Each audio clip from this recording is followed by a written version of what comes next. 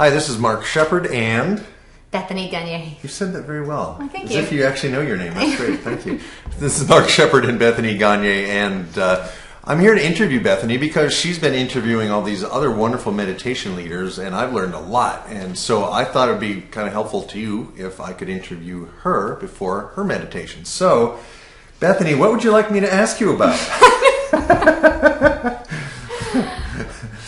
Like, I did ask you before, how you came up with the idea of the Albany Peace Project. Would that be a good question to ask you? And the quick answer to that is I've been working in the field of biofeedback for 20 years, which is the art and science of intention, of this ability to take the mind and hold it in the body long enough to create a change.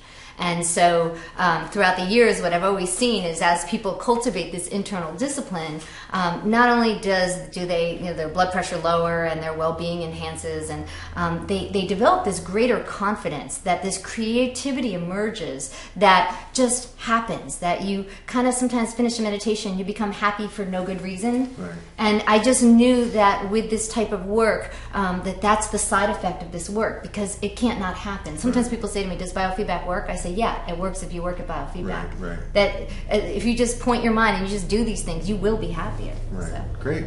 Cool. So tell us a little bit about the meditation you're going to do today. As a helicopter flies overhead.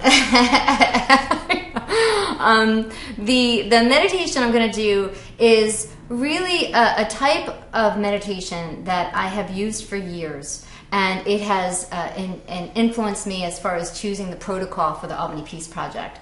Well, there's basically a 6-step protocol that every meditation leader was given, kind of like a rough outline. Mm-hmm. And in the protocol, what I did was I asked every meditation leader to use light.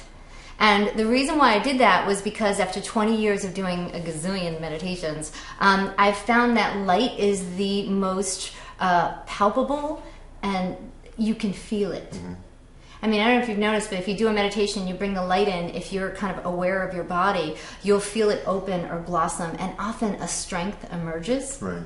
And so, and if you think about it, all of the major religions always use light. No matter what religion it is, the glory of God is light, and light is a building block of the universe, and light implies understanding. I mean, we certainly don't want to be in the dark, right? Right. We want to be enlightened. Enlightened, thank you. That's another one, right? And so light, when you're ever really unsure about anything to do, just kind of put light around your thoughts, and literally things become illuminated that you wouldn't have seen, Yeah. Even dark memories. Right. If you ever have like a dark memory or a sad memory, don't deal with that.